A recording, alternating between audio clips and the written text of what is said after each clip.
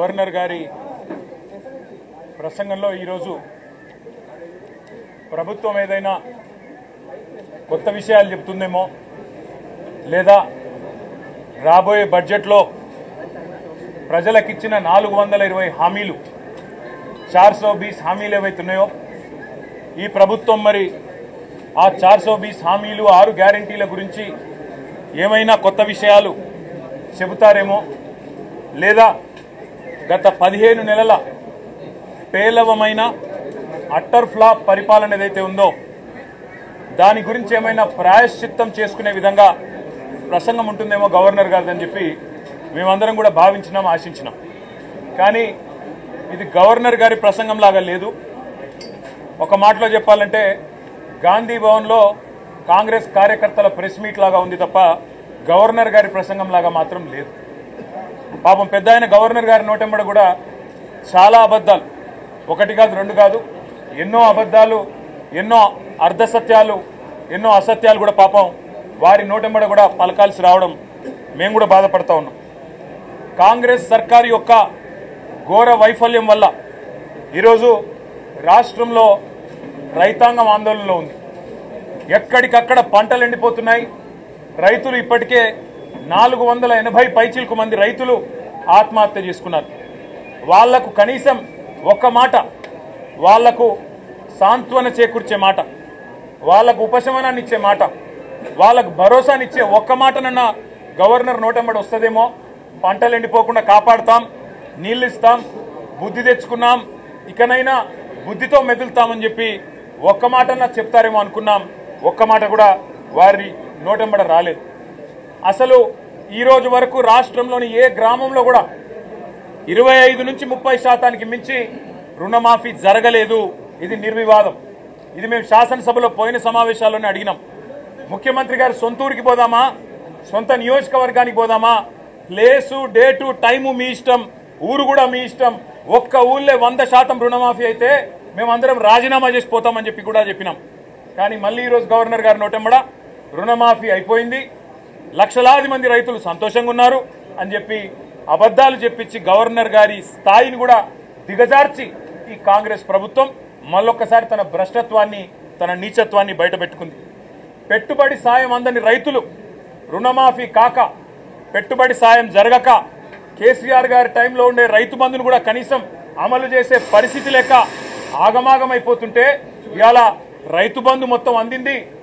అది మాత్రమే కాకుండా రైతు కూలీలకు కూడా సాయం చేస్తున్నామని చెప్పి గవర్నర్ గారి నోటెంబడ ఇవాళ అబద్ధాలు చెప్పించడం అంటే గవర్నర్ గారికి కూడా అవమానం. ఇది వారు కూడా గుర్తించాలని చెప్పి కూడా మేము కోరుతా ఉన్నాం. సాగునీటి సంక్షోభం రోజు రోజుకు తీవ్రమవుతా ఉంది. కేవలం కేసీఆర్ గారి మీద గుడ్డి ద్వేషంతో, మా పార్టీ మీద గుడ్డి కోపంతో అక్కడ మేడిగడ్డను రిపేర్ చేయకుండా 15 నెలలు ఎండబెట్టడం వల్ల ఇవాళ మొత్తం గోదావరి పరివాహక ప్రాంతంలో ఎండిపోతున్న ప్రతి ఎకరా పంటకు బాధ్యత తీసుకోవాల్సింది రేవంత్ రెడ్డి అనే ఈ ముఖ్యమంత్రి. రేవంత్ రెడ్డి అనే చేతగాని ముఖ్యమంత్రి వల్ల ఈరోజు రాష్ట్రంలో లక్షలాది ఎకరాల్లో పంటలు ఎండిపోతుంటే, ఆ పంట ఎండిపోయి అవస్థలు పడుతున్న రైతులు, తమ పొలాన్ని నిప్పు పెట్టుకుంటున్న రైతులు, తమ పొలంలో ఇలా గొర్రెలను మేకలను మేపుతున్న రైతులు వాళ్ళు ఎదురు చూసిండ్రు గవర్నర్ గారి ప్రసంగం నుంచి. ఒక్క మాటన్న వస్తదేమో, మేం పంటలను ఎండిపోకుండా కాపాడుతాం, మేమున్నాం, ఈ ప్రభుత్వం భరోసా ఇస్తున్నది, మీకు రిపేర్ చేస్తాం మేడిగడ్డను, ఇన్ని రోజులు కేసీఆర్ గారి మీద గుడ్డి కోపంతో తప్పు చేసినాం అని ప్రాయశ్చిత్తం చేసుకుంటారు అనుకున్నాం. ఆ సోయి కూడా ఈ ప్రభుత్వానికి లేదు. కనీసం ఒక్క మాట మాత్రంగా కూడా ఎండుతున్న పంటలు, సాగునీటి సంక్షోభం, 480 మంది రైతుల ఆత్మహత్యలు, వాటి గురించి ఒక్క మాట కూడా మాట్లాడకపోవడం అంటే రేవంత్ రెడ్డి ప్రభుత్వం యొక్క ప్రాధాన్యతలు ఎట్లా ఉన్నాయో దీన్ని బట్టే అర్థం చేసుకోవచ్చు. ఇవాళ భారతదేశంలో బహుశా ఏ రాష్ట్ర సెక్రటేరియట్లో జరగని అత్యంత ఘోరమైన నీచమైన పరిస్థితి మన రాష్ట్ర సెక్రటేరియట్లో జరిగింది. 20% కమిషన్ ఇయ్యందే ఇక్కడ బిల్లులు వస్తలేవని చెప్పి కాంట్రాక్టర్లు ఆర్థిక శాఖ మంత్రి, ఉప ముఖ్యమంత్రి గారి ఛాంబర్ ముంగట ధర్నా చేసే పరిస్థితి రాష్ట్రంలో బహుశా ఎన్నడూ కూడా గతంలో లేదు. మరి భారతదేశంలో కూడా బహుశా ఎక్కడా లేదని నేను అనుకుంటా ఉన్నా. ఇవాళ 20% కమిషన్ తప్ప విజన్ లేని ప్రభుత్వం ఇది. ఈ విజన్ ఉంది, ఆ విజన్ ఉంది, ఏఐ, డేటా సైన్సెస్ అని పెద్ద పెద్ద మాటలు. విజన్ లేదు, మన్ను లేదు, కమిషన్ తప్ప. No vision, only commission, only 20% commission అనే విధంగా ఇవాళ ప్రభుత్వాన్ని నడుపుతూ ఢిల్లీకి మూటలు పంపుతూ ఇక్కడ చిన్న కాంట్రాక్టర్లను సర్పంచ్లను చిన్న చిన్న వ్యక్తులను వేధించి చివరికి ఓవర్సీస్ స్కాలర్షిప్లు ఇవ్వకుండా గురుకులాల్లో తిండి పెట్టకుండా ఈరోజు పిల్లల్ని చంపుతున్న అరాచక ప్రభుత్వం రేవంత్ రెడ్డి ప్రభుత్వం, కాంగ్రెస్ ప్రభుత్వం. కనీసం గురుకులాల్లో ఉండే అధ్వాన్నమైన పరిస్థితుల గురించి ఒక్క మాట చెప్తారేమో అనుకున్నాం. దాని గురించి ఒక్క మాట లేదు. చనిపోయిన 83 మంది పిల్లలకు కనీసం ఒక మాట సానుభూతి చెప్పి సంతాపం చెప్తారేమో అనుకున్నాం. ఒక్క మాట కూడా వారి గురించి ప్రస్తావన లేదు. అదే మాదిరిగా ఇంకా విచిత్రం, 10 ఏళ్లలో కేసీఆర్ గారి ప్రభుత్వం ఆనాడు 4,17,000 కోట్ల అప్పు చేస్తే 4,17,000 కోట్ల అప్పు చేస్తే అంటే సంవత్సరానికి 41,000 కోట్ల అప్పు చేస్తే అప్పులు అని గుండె బాదుకున్న కాంగ్రెస్ సన్నాసులు ఇవాళ ఒక్క సంవత్సరంలో 1,62,000 కోట్ల అప్పులు తెచ్చిన విషయం ఒక మాట చెప్తారేమో అనుకున్నాం. సరే, కేసీఆర్ ప్రభుత్వం కొత్తగా ఏర్పడ్డ తెలంగాణకు ఒక బలమైన పునాది వేయాలని బ్రహ్మాండమైన పథకాలు, రైతులకు వ్యవసాయానికి మాత్రమే 10 ఏళ్లలో కేసీఆర్ ప్రభుత్వం ఖర్చు పెట్టింది దాదాపు 4.5 లక్షల కోట్లు.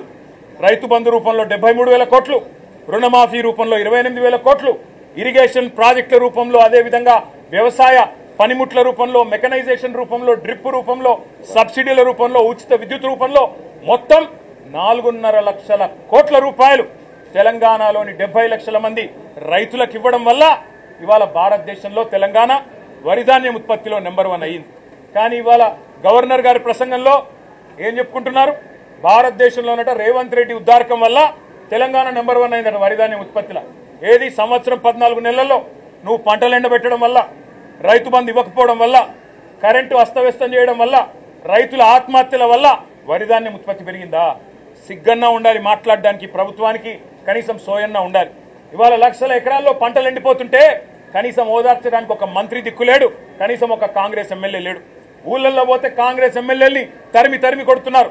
ఏది రైతు బంధు, ఏది రుణమాఫీ, ఎక్కడ దచ్చిండ్రు మీరంతా అని చెప్పి ఊళ్ళల్లో ఇవాళ తరిమి కొడుతున్న పరిస్థితులను దాచిపెట్టే ప్రయత్నం గవర్నర్ గారి ప్రసంగం ద్వారా చేసిన మాట. 1,50,000 కోట్లు, 1,62,000 కోట్లు అప్పు చేసి ఒక్కటంటే ఒక్కటి కూడా పథకాన్ని ప్రారంభించని ఒక అసమర్థ ప్రభుత్వం రేవంత్ రెడ్డి ప్రభుత్వం. కేవలం కుంభకోణాలు, 20% కమిషన్లు, 30% ల్యాండ్ డీల్స్. నా మాట కాదు, కాంగ్రెస్ ఎమ్మెల్యేలు చెప్తా ఉన్నారు. 30% కమిషన్ ఇస్తేనే మా మంత్రులు పనిచేస్తారు, 20% కమిషన్ ఇస్తేనే బిల్లులు వస్తాయి అని ఇవాళ స్వయంగా కాంగ్రెస్ ఎమ్మెల్యేల నోటంబడ వస్తున్న మాటలు, కాంట్రాక్టర్లు సెక్రటేరియట్లో ధర్నాలు చేస్తున్న పరిస్థితి. ఈ దుస్థితి గురించి గవర్నర్ గారేమన్నా చెబుతారేమో. అవినీతి రహితంగా ప్రభుత్వాన్ని నడిపే ప్రయత్నం చేస్తాము, ఢిల్లీకి మూటలు పంపే దానిలో బిజీగా ఉన్నా, పదవులు కాపాడుకోవడం కోసం ఢిల్లీకి మూటలు పంపక తప్పకపోయినా కనీసం ఇకనైనా సర్దుకుంటాము, సరి చేసుకుంటామని ఒక్క మాట చెప్తారేమో అనుకున్నాం. దాని ప్రస్తావన లేదు. ఒక్క గ్యారంటీ అమలు చేయకుండా, 420 హామీల్లో కనీసం ఒక్క హామీ అమలు చేయకుండా, ఇవాళ ఒక్క కొత్త ప్రాజెక్టుకు ఇటుక కూడా పెట్టకుండా 1,62,000 కోట్ల అప్పు చేసినందుకు గవర్నర్ గారు ఏమైనా మందలిస్తారేమో రేవంత్ రెడ్డి గారిని అనుకుంటే, మరి అక్కడ కూడా గాంధీ భవన్లో ఒక కార్యకర్త చేసే ప్రసంగం లాగా ఇవాళ గవర్నర్ గారి ప్రసంగం సాగింది. ఒక మాటలో చెప్పాలంటే తెలంగాణలో మా పిల్లలకు అర్థమైంది నేను చెప్తే. ఈరోజు నిజానికి తెలంగాణలో ఉన్న పరిస్థితికి సావుడప్పు కొట్టాలి, కానీ పెళ్లిలో డీజే కొడతారు చూడు, ఆ డీజే కొట్టినట్టు ఈ ప్రసంగం డబ్బా కొడుతూ గవర్నర్ గారు ఇవాళ రేవంత్ రెడ్డి ప్రభుత్వం ఏదో ఉద్ధరించింది. ఏం ఉద్ధరించింది? ఎవరిని ఉద్ధరించింది? నేను ఒక్క మాట అడుగుతా ఉన్నా. దావోస్లో 1,79,000 కోట్ల ఇన్వెస్ట్మెంట్లు అని గవర్నర్ గారు నోటెంబడం మళ్ళొక్కసారి పచ్చి అబద్ధం చెప్పించారు. పోయిన సంవత్సరం మీరు చెప్పిన 40,000 కోట్లలో 40 పైసలు వచ్చినాయా? దమ్ముంటే రేపు ప్రభుత్వం శ్వేతపత్రం ప్రవేశపెట్టాలని చెప్పి మేము డిమాండ్ చేస్తా ఉన్నాం బడ్జెట్ సమావేశాల్లో. పోయిన సంవత్సరం జనవరి 2024లో మీరు చెప్పిన 40,000 కోట్ల పెట్టుబడులు దావోస్ నుంచి 40 పైసలన్నా వచ్చినాయా? దమ్ముంటే, ముఖ్యమంత్రికి చిత్తశుద్ధి ఉంటే ప్రవేశపెట్టండి శ్వేతపత్రం. మీ అన్నదమ్ములతో మీరు కుదుర్చుకున్న కాంట్రాక్టులు కాదు. స్వచ్ఛ బయో అనే కంపెనీ పెట్టి అనుముల జగదీష్ రెడ్డి అని రేవంత్ రెడ్డి గారి సోదరుడే 1000 కోట్ల పెట్టుబడి పెడుతున్నట్టు బిల్డప్లు ఇవ్వడం కాదు ఇవాళ పెట్టుబడులు తేవడం అంటే. ఇవాళ తెలంగాణ నుంచి పెట్టుబడులు తరలిపోతున్నాయి, ఇది వాస్తవం. కేయిన్స్ అనే సంస్థ మేమానాడు కష్టపడి మైసూరు నుంచి పట్టుకొస్తే 3,700 కోట్ల పెట్టుబడి ఇవాళ సెమీ కండక్టర్ పరిశ్రమ గుజరాత్కు తరలిపోయింది, దొలేరాలో పెట్టుబడి పెట్టింది. కార్నింగ్ అనే పరిశ్రమ 1000 కోట్ల పరిశ్రమ మేము ఆనాడు పట్టుకొస్తే ఈరోజు తమిళనాడుకు పోయింది ఆ పరిశ్రమ, చెన్నైలో పెడతా ఉన్నారు. అదేవిధంగా ప్రీమియం ఎనర్జీ అనే కంపెనీ 1700 కోట్ల పెట్టుబడి సోలార్ కంపెనీ ఇవాళ ఆంధ్రప్రదేశ్కి తరలిపోయింది. వాస్తవాలు ఇట్లా ఉంటే 1,79,000 కోట్ల పెట్టుబడులు, 1,79,000 కాదు కదా, 1,79,000 కోట్లు కాదు కదా. ఈ ప్రభుత్వం ఎంత అసమర్థ ప్రభుత్వం అంటే కొత్తగా ఒకరు కూడా పెట్టుబడి పెట్టడానికి ముందుకొచ్చే పరిస్థితి లేదు. వీళ్ళ ఆర్ఆర్ ట్యాక్సులు, వీళ్ళ కమిషన్లు, వీళ్ళ దాడికి తట్టుకోలేక నిర్మాణ రంగం కుదేలైపోయింది. రియల్ ఎస్టేట్ మొత్తం అస్తవ్యస్తం అయిపోయింది. ఇప్పటికే నిర్మాణ రంగం పూర్తి స్థాయిలో పడిపోయిన పరిస్థితి. ఇంకోవైపు ప్రభుత్వమే స్వయంగా చెప్తా ఉంది ఇప్పటి వరకు తమ ఫిస్కల్ టార్గెట్లు రీచ్ కావడం లేదని బడ్జెట్లో కూడా చెప్తారని అనుకుంటా ఉన్నాం. కాబట్టి పరిస్థితి ఏమో ఇట్లా ఉంటే ప్రతి పదం గవర్నర్ గారితో ఈరోజు చెప్పించింది అబద్ధం, ప్రతి మాట ఈరోజు గవర్నర్ గారి నోటెంబడ వచ్చింది అసత్యం, ప్రతి వాక్యం పచ్చి మోసం. మరి మోసం చేసింది ఇవాళ తెలంగాణ ప్రజల్ని మాత్రమే కాదు, గవర్నర్ గారిని కూడా ఈ రాష్ట్ర ప్రభుత్వం మోసం చేసింది, గవర్నర్ గారిని కూడా అవమానించింది. ఇంకొక మాటలో చెప్పాలి అంటే దశ దిశ ఏదీ లేని కేవలం ఒక డబ్బాలో గులకరాళ్ళే చూపితే ఎట్లా అయితే సౌండ్ వస్తుందో అట్లాంటి అది పరిస్థితి తప్ప ఇంకొక మాట కూడా లేదు. ఇంకా దారుణమైన మాట, బీసీలను కులగణన పేరుతో వంచి అవమానించి, ఈ మాట మేమనలేదు, ఒక కాంగ్రెస్ ఎమ్మెల్సీ గారంటే ఆయనను కూడా సస్పెండ్ చేసి పారేసినారు. మీరు ఎట్లా తగ్గిస్తారయ్యా? కేసీఆర్ గారి ప్రభుత్వం ఉన్నప్పుడు సమగ్ర కుటుంబ సర్వేలో ఆనాడు 56% ఉన్న బీసీలు ఈరోజు 46 ఎట్లయితారని చెప్పి ఒక ఎమ్మెల్సీ గారు అడిగితే ఆయనను తీసుకుపోయి పార్టీలను సస్పెండ్ చేస్తారు. ఇవాళ మేమనడం కాదు కదా, రాష్ట్రంలో ఒక్క బీసీ సంక్షేమ సంఘం మీ లెక్కలు కరెక్ట్ అంటుందా? ఒక్క బీసీ బిడ్డ మీ లెక్కతో ఏకీభవిస్తున్నాడా? అదేవిధంగా మీ ఎమ్మెల్సీలు మీ ఎమ్మెల్యేలైనా కనీసం వాళ్ళైనా ఏకీభవించే పరిస్థితుందా? ఇవాళ కులగణన పేరుతో బీసీలను వంచి వాళ్ళను కూడా మోసం చేసి వాళ్ళ సంఖ్య కూడా తగ్గించి వాళ్ళను ఉద్ధరించినట్టు సోషల్ జస్టిస్ అని ఇవాళ గవర్నర్ గారి నోటెంబడ అబద్ధాలు చెప్పడం అంటే నిజంగా కూడా సిగ్గుచేటు.